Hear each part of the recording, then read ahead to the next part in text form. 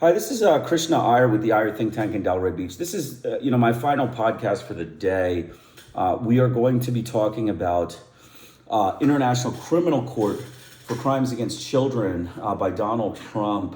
In evaluating the Iran war and the U.S. schoolgirl attack, Gordon Brown of the British government, he's a previous prime minister, has said that schools deserve the same moral status as hospitals after 168 schoolgirls were killed in a U.S.-Israel war on Iran.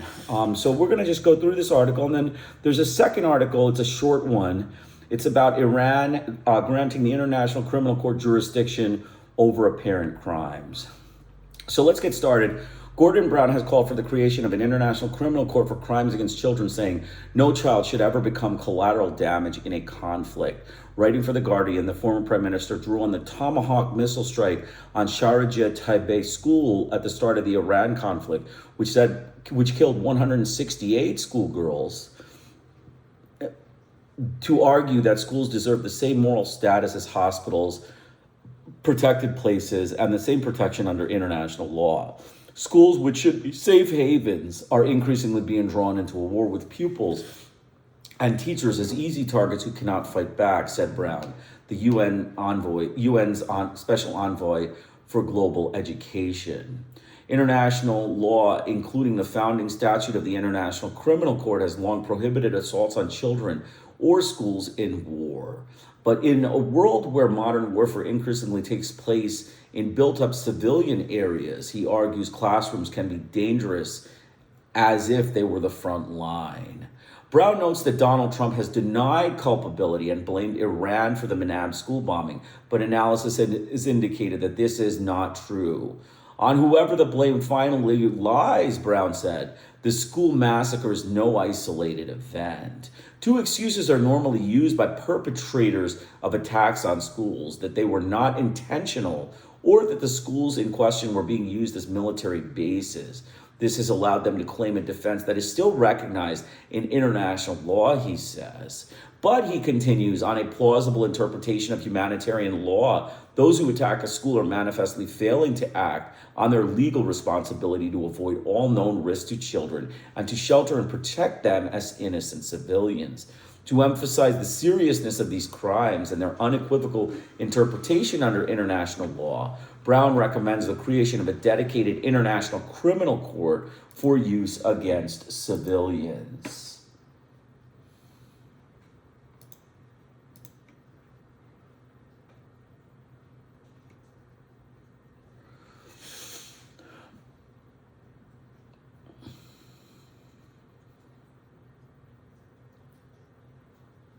To emphasize the seriousness of these crimes and the unequivocal interpretation under international law, Brown recommends the creation of a dedicated international criminal court for crimes against children. Its jurisdiction would complement the current ICC's, but have a narrow focus: the bombing of schools, abduction of pupils, and enslavement of children by militia. This would come alongside special protocols for prosecuting attacks on educational facilities. Brown also demands that the UN countries implement the organization's monitoring and reporting mechanism for children involved in armed conflict. Arrest and prosecution should face leaders who order, authorize, or knowingly permit such attacks, he writes, adding that the same amount of judicial accountability should apply to those leaders as other war criminals. Brown concludes there will be no hiding place for those leaders who permit attacks on children. So you can see Donald Trump's attack on the school. Gordon Brown is, basically suggesting that Donald Trump needs to go down as a war crime. He needs to be going down as a war criminal. He needs to be investigated in this school attack against the Manab schoolgirls in the Iran war. And, whether or not he's actually tried and found guilty, the large number of loopholes, unfortunately, with the international, governments and, the way they run the system is, basically, a free open season against, different countries. If they, target you, if the Western hegemony targets you because you are, what they call the axis of evil, which oftentimes is just you're a colonial country that, had to escape colonialism because they're racist, gangster, Christian witch hunting, neo-Nazis then, they don't really care. They don't really worry. They still, ascribe you. Like, for instance, North Korea, China, these two countries, had to escape colonialism. They had to escape it by, at the butt of a pistol. Mao Zedong said he has to launch the white man into the sea at the butt of a pistol. And, that's what happened. I mean, he had to fight them and kick them out. And China has retained their sovereignty and retained their land. But, if the United States or any country decides they're going to bomb China, then they could bomb schools. They could bomb, little children's facilities. They could bomb hospitals openly and massacre civilians, and, school bombings and, killing, little Chinese Buddhists, that are sitting in class, wouldn't constitute a war crime, because the International Criminal Court would not worry too much about it. First of all, it's a colonial regime that, they don't agree with. They, make up human rights abuse allegations against, countries like China and, North Korea. And they just say that we don't need to worry about what we do to them because, they're, pariah states, or they're kind of on the fringe, like on the margins, according to the Western hegemony. This is through the United States has, considered China a pariah state for many years. The U.S. government has, established a pariah state as China for years and years. But, that's not true. It's not a pariah state. It is actually probably a more progressive country than the United States. It is much more progressive than the United States. And many of the Western countries, in terms of their human rights, in terms of their human rights for, people who are immigrants, compared to the United States treatment of immigrants, I think there is no other country that, competes with the United States for criminality against immigrants. They're racist, witchcraft hunting gangsters, neo-Nazi racist witch hunting, gangsters of the U.S. government. And, that is what they go down as. So you can see that, like I said, the ICC, even if they prosecute this crime or if they don't prosecute this crime, I think it's important to establish in, the general population that Donald Trump is a war criminal. He is an international criminal and he is an international rogue. And everybody does not, everybody believes, if the world were to prosecute him based on public opinion, he would be thrown in jail. He would, an arrest warrant would be issued for his arrest. And that's the way the ICC is supposed to work. It's supposed to evaluate the overwhelming opinion that includes Muslims, Buddhists, Hindus, and Christians in their evaluation of, crimes against humanity. But unfortunately, because the ICC takes up a pro-Christian stance, most of the time in their, dealings with the International Criminal Court, criminals, they usually prosecute Jews like Benjamin Netanyahu. They prosecute blacks, Muslims in South, in Africa. They prosecute Muslims in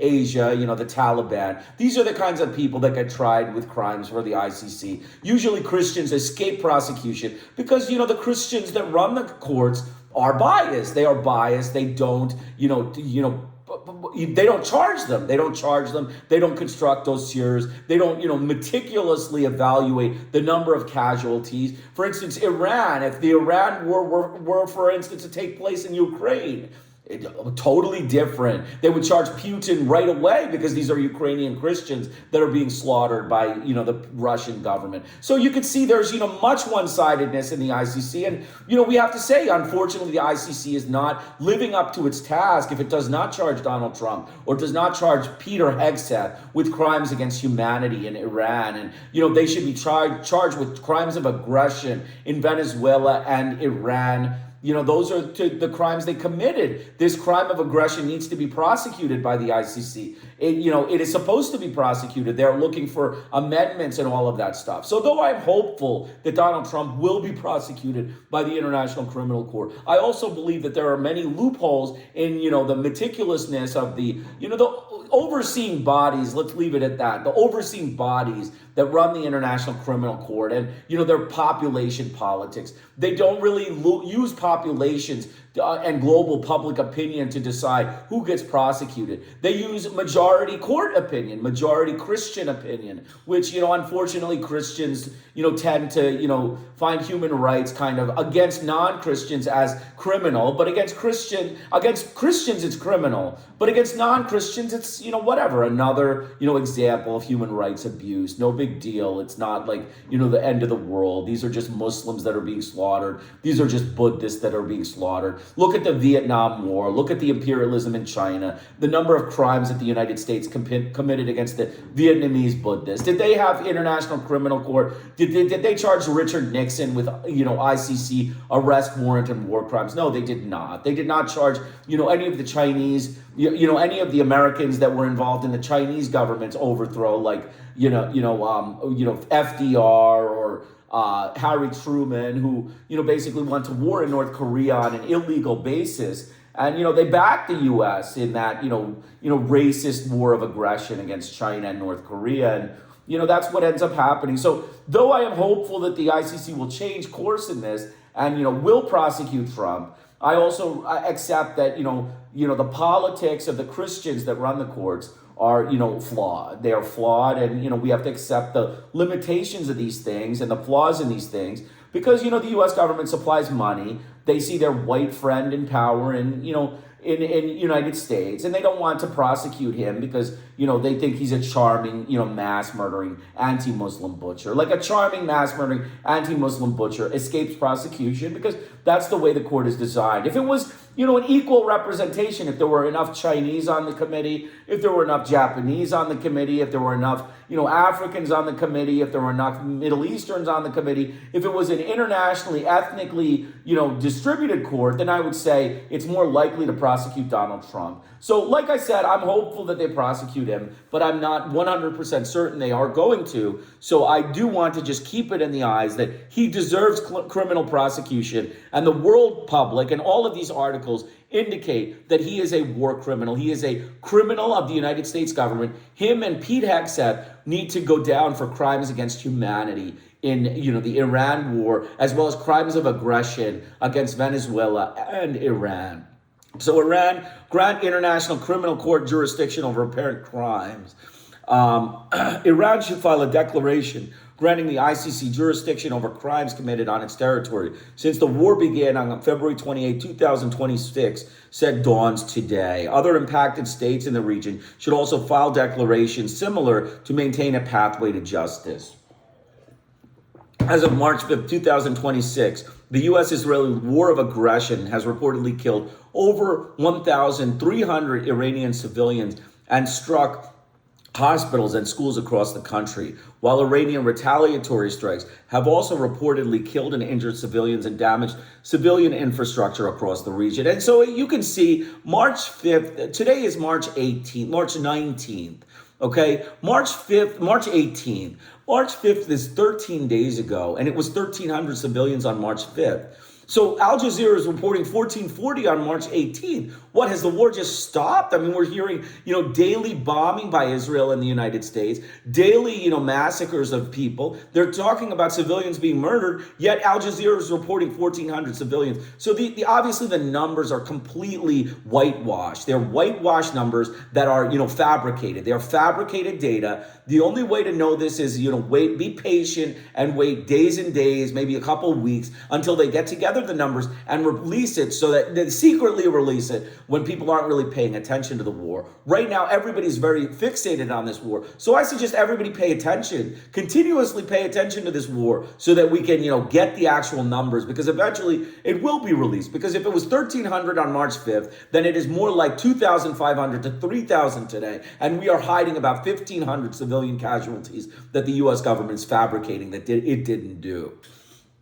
So continuing on, all states should engage with the UN fact-finding and human rights mechanisms and secure, preserve, and protect evidence of possible war crimes. From the killing of over 150 students and teachers to strikes on hospitals full of newborns, every day more and more evidence emerges pointing to the commission of grave war crimes in Iran since the start of the war, said Omar Shakir, Dawn's executive director. Victims deserve justice. The mechanism exists and the U.S. has no veto over them. Dawn sent letters today to the governments of Iran, Bahrain, Lebanon, Israel, Kuwait, Qatar, Saudi Arabia, and the UAE, identifying steps they should take to ensure a pathway for accountability. Under Article 12.3 of the ICC Rome Statute, any state, even non-parties to the statute like Iran, may lodge a declaration with the ICC registrar accepting the court's jurisdiction over crimes committed on territory from a specific date.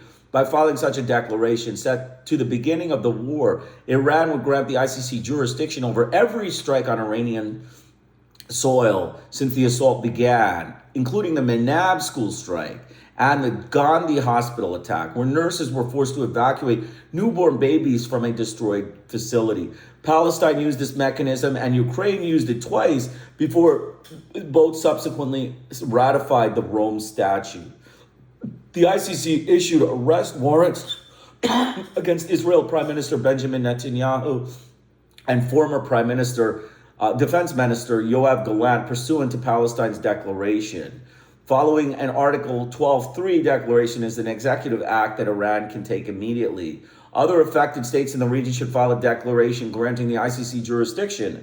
The laws of war apply equally to all parties, whether they are the aggressor or victim of the crime of aggression. There is ample evidence of possible war crimes committed by Iranian forces throughout the region, including a ballistic missile strike on a synagogue in Beit Shemesh, Israel, which reportedly killed 9 civilians, including 3 teenage siblings, and caused damage to civilian infrastructure. The ICC offers a viable pathway of accountability. Now, I don't believe actually that this is a war crime.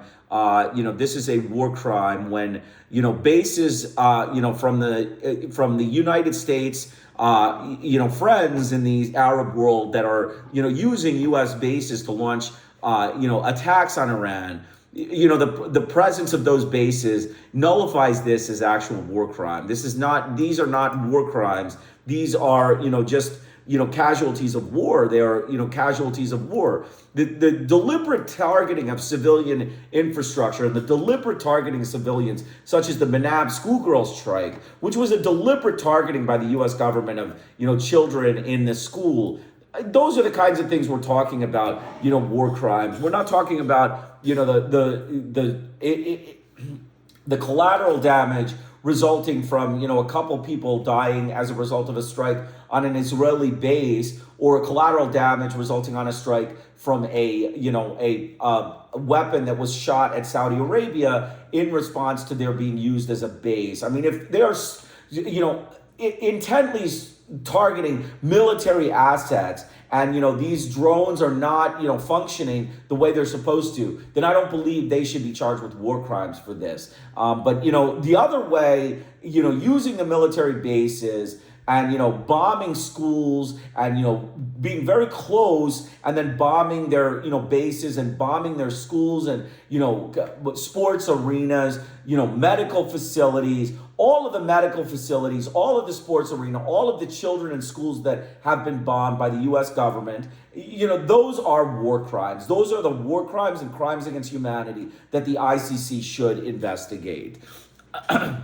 Anyone who has made allegations of war crimes in this conflict should submit to the ICC jurisdiction. The court does not take sides. It takes evidence. Those who refuse to deprive their own citizens of a possible pathway to hold their abusers to account.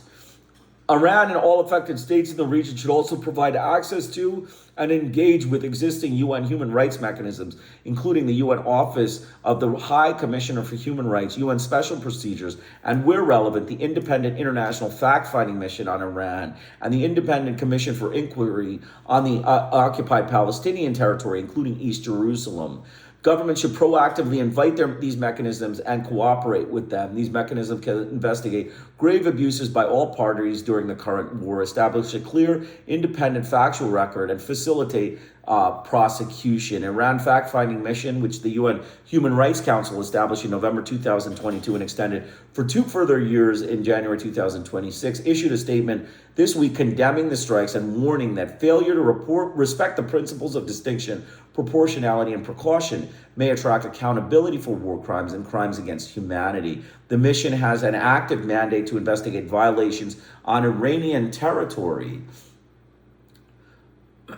preserve evidence, and establish facts for potential future legal proceedings. Iran should fully cooperate with the mission and provide access to all strike sites. Iran and all states in the region should also secure, preserve, and protect evidence of possible war crimes, including the sites of strike, weapons remnants, and testimonies, contact information, and witnesses. The quality of witness testimony and forensic evidence from affected sites can degrade over time. Preserving evidence of crimes left behind is vital to laying the groundwork for future prosecutions. The strike on the Manab school alone, in which the vast majority of victims were schoolgirls aged 7 to 12, demands a complete evidentiary record. Iran should ensure this material is collected, preserved, and shared with the UN fact-finding mission and any future investigative mechanisms without delay. Iran has been loudly calling out these crimes, but their words ring hollow when officials fail to take action to preserve a pathway to justice, said Shakir.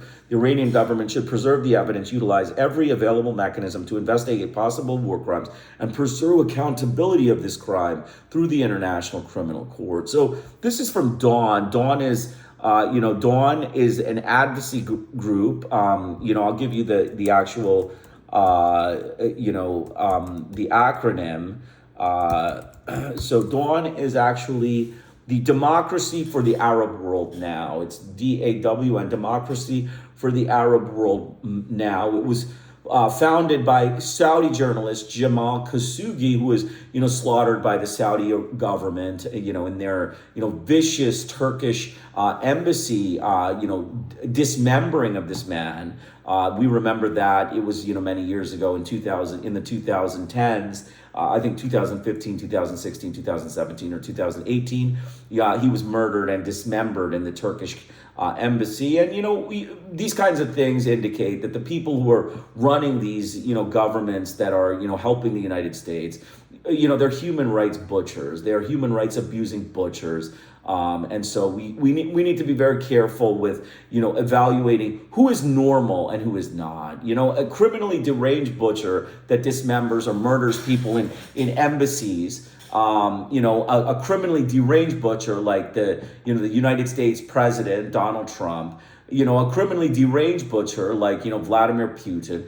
These people are all, criminals that, deranged. They're mentally deranged butchers. So if you are on a witch hunt for, some sort of problem in people, you need to seek Donald Trump. You need to seek, the Saudi, whoever ordered the Saudi dismembering of Jamal Khashoggi, and you need to seek Vladimir Putin. Those are the three people you need to seek if you are looking for, criminal derangement in their mind. Anyone who murders someone, without impunity and as if they are flaunting international law, is mentally deranged. That is ultimately what it is. If you don't have any, kind of understanding of what the rules are in international, international discussions or international politics, you need to, find out, you need to be very careful about, accepting these people are normal. So witch hunt chief should be Donald Trump. The chief witch hunt in this Iran war should be Donald Trump. If we are looking for a perpetrator of this war, it is Donald Trump. Donald Trump is the one that is responsible for this war. He is the one that committed the witch hunt, the lie based on that created a witch hunt for nuclear weapons. And we know that Iran did not have nuclear weapons. It was all being used for peaceful purposes. And now the US government is now just complicit in war crimes and crimes against humanity. Anti-Muslim slaughter is the way to go. That's what Donald Trump loves. That is what he is. He's a racist, neo-Nazi gangster Christian of the US government, a witch-hunting neo-Nazi Christian gangster of the US government, chasing nuclear weapons in Iran and, collateral damages, slaughter of Muslim civilians. And, his government has, destroyed the economy, destroyed the fabric of the economy. Oil prices are up, inflation is up, recession is on the horizon. We're all seeing the deleterious effects on the economy openly, being shown in, many economic forecasts. So, I say to Donald Trump, you're a big boy. You're a big, you're a big man. You're a big general. Even though you're a draft dodging coward, even though you dodged the draft in Vietnam, you took on this war as if you're, Mr. Eisenhower, General Eisenhower, or General MacArthur. You took on this war. So show us how you can get out of it without just, abandoning ship or with having had some purpose for the war, or with, trying to get the regime change, or, committing U.S. troops to a war for 10, 15 years for the sake of, regime change and your ego. Show the results of this war. Those are the only two results. Either you will chicken out and run away, or you will commit the U.S. with troops to this war for 10 to 15 years, and this will become a protracted conflict on your watch, and will be associated with many more war crimes. So as long as you keep trying to hide the war crimes, they will come out the longer this war lasts. My advice, get out while you can, accept that you failed in this intervention. It was a failed regime change. It was a failed intervention, and you go down as a racist, witch-hunting gangster, a neo-Nazi racist, witch-hunting gangster of the U.S. government, and the Iranian people can get reparations for your crimes against them. You pay them some money, and you give them money for the slaughter you did, as well as the civilian infrastructure you destroyed in this war, and everybody goes home happy. Anything else is just a waste of time. You're wasting time, but you could get the U.S. embroiled in a long conflict here, and associated with many and many war crimes, and you have to just think your things through. But you're the big general, you're the big CEO, or the head honcho, the commander in chief that wants to pretend like he's a big general and he can handle anything. And so show your success in this. Right now you were just showing that America's anti-Muslim butchers without any economic benefit. They just enjoy butchering Muslims. That is what we have always thought they were. Through their war in Iraq, Afghanistan, they were always perceived as anti-Muslim butchers, except they kind of sidestep it. Here you have showed it to the T, that your country is a group of anti-Muslim, racist, witch-hunting Christian butchers. And that is what they go down. So I will put the discussion section in the links, and I will come back tomorrow with two important articles. We have no more time today, but there are two important articles tomorrow. We were going to discuss the U.S.-Israel war on Iran, the Arab perspectives, as well as what threatens the Arab world. Basically the United States threatens the Arab world, despite the fact that they host the bases. And the war could be a quagmire similar to Vietnam. Trump's NATO discussion, he's saying that it is a foolish mistake in his response to his Iran demands. That is, completely hogwash. Mr. Trump thinks that he is, lambasting his allies for a foolish discussion, that they are not agreeing to, help the United States. That is completely hogwash. Britain, France, and Germany, as well as all of the European allies, should not help the United States. They should not help. They have made the right decision to snub Trump.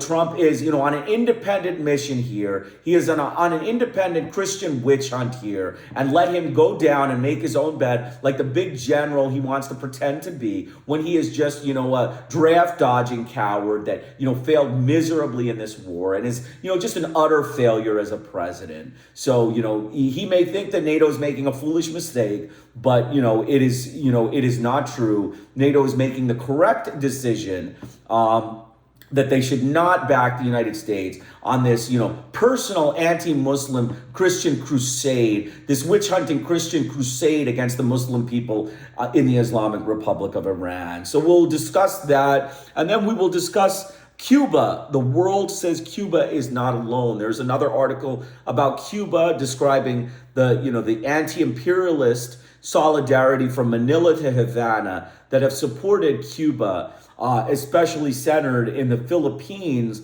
Many demonstrations against the American imperialism are being seen in Chile, in multiple Latin American countries, and their vicious humanitarian blockade against the Cuban people is being seen openly as an imperialist action by Donald Trump, the chief American Christian witch hunting mercenary, the neo-Nazi racist mercenary of the U.S. government. Hope you enjoyed it. I'll put the articles in the Zoom link, and I will see you tomorrow.